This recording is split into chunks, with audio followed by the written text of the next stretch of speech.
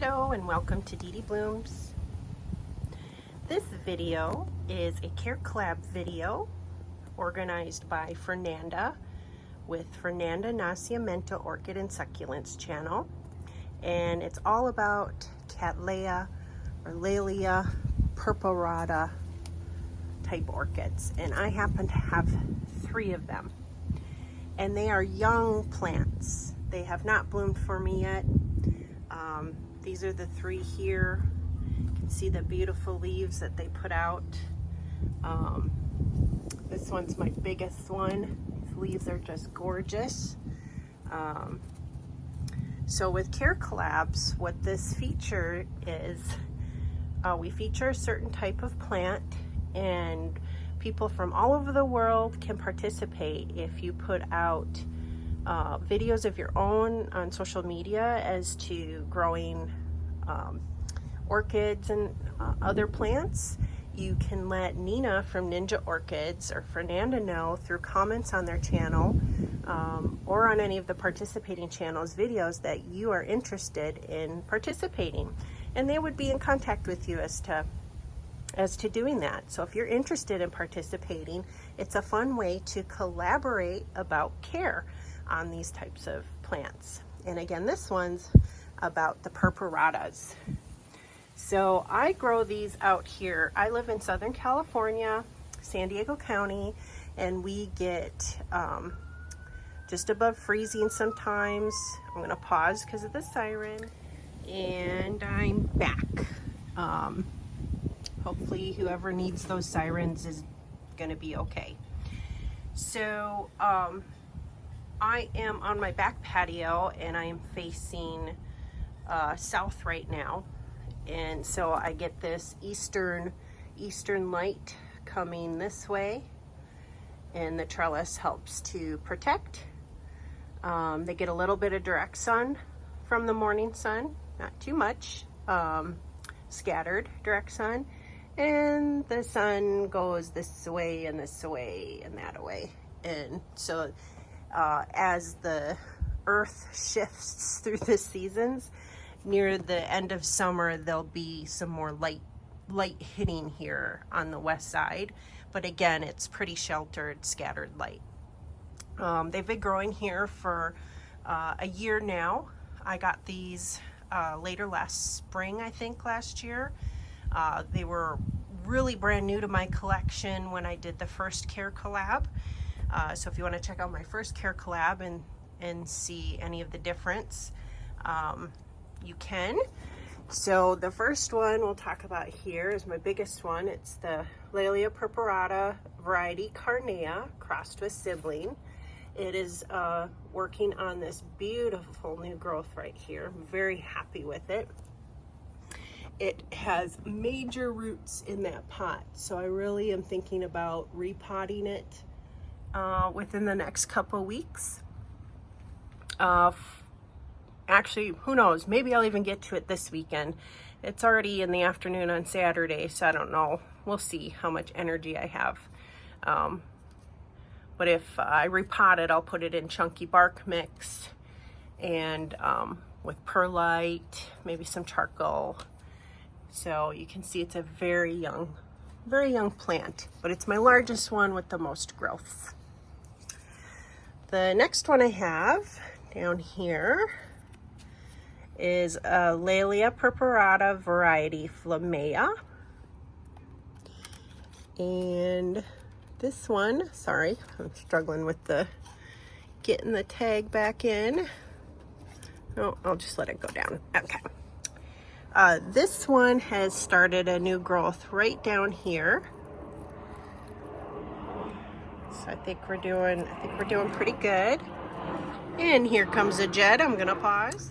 As much as I love where I live, I do have some noisiness that occurs. So there's a firehouse just down the street from those sirens that I had to pause earlier, and I am also over a flight path of a local airport. So sorry about the interruptions. So this one is my next biggest one, and I think it's been doing good. I feel it's encouraging that it's putting out a new growth, and I grow these all year long out here. My temperatures here in Southern California in the winter, they'll reach just above freezing, all the way to the hot summers, but these grow under shaded conditions, so they're not subjected to extremes. But they can handle the whole range here. So I'd call this a cold, intermediate to warm growers. This one is one I got from Diamond Orchids, Peter Lynn. It's Laelia Purpurata variety Workhousery striata exotic orchids, crossed with Laelia Purpurata variety Workhousery striata Valley Isle. So I'm really excited, hopefully, to get all of these to bloom. But this one, my favorite color is blue, so this is supposed to have, you know, like a lilac magenta look to it. Put that back in there. I think this root is starting to go, but it's been maturing, this newest growth here, for a while. It started it last summer. I don't see another new growth yet, but I'm hoping. It still looks pretty happy to me. Got some sheaths here. I like to pull off these sheaths. The stuff, all it does is help mealybugs and bugs to hide that can hurt your plants. So you'll see mine are pretty darn clean. I take mine off. Another thing it'll do is it holds moisture. You gotta be careful with some orchids. They need their sheaths to mature their next new growths. So don't go ripping off all your sheaths, but with this type, I get the sheaths off when I can, when they're ready to. I never force them. They're usually flaking off on their own, and that's when I get in there and start cleaning off. So we just made it through winter. We're in the midst of spring as far as care. I pulled back on watering during the winter, as I do for all my orchids, whether I'm growing inside or outside, but especially outside with our colder temperatures at night. And so I was watering maybe once every 2 weeks, 2 to 3 weeks even. It just depended on the weather. If the day temperatures were going to stay cold enough where I didn't feel comfortable watering, I just didn't. And I would maybe give just a little bit of a sip. You could see I've got some good breezes coming through here. So as long as I knew it was going to be fairly dry by the evening time, that's when I would water. So it was all looking for that temperature, wind flow opportunity to water them. Anyone who has researched about growing orchids, they should know, and I'm sure you've read, that one of the ways to kill your orchids fast is cold and wet. That is a really bad combination. So I try to be as careful as I can. I watch the pseudobulbs, you know, to see, are they plump, are they shriveling? This one naturally seems to have a bit of a shrivel, but I would watch to see if it maybe would shrivel a bit more, because it's always been this way. Maybe it's supposed to be plump, but it's always been this way. This one I got from Brookside Orchids here in California. This one's from Peter Lynn Diamond Orchids, and this one was from an Etsy vendor that I don't remember. But so I watch pseudobulbs as far as how often to water. Fertilizing now that it's spring, and like this one continues to mature its growth. I kept doing light fertilization even through the winter. These I pulled back on fertilizing because there was no new growth. Now I've ramped up because there's the new growths needing more food to mature. And I fertilize. I use the same fertilizer pretty much for all my orchids as I do like my Phalaenopsis and all the other types of orchids I have. Cymbidiums, Dendrobiums, Oncidiums, you name it. I do what's called a weekly type regimen as much as possible, spring through summer and into early fall. And that's where I am fertilizing at a very weak strength every week. And then I do typically a 4th week flush where there's no fertilizer. I just water really, really good.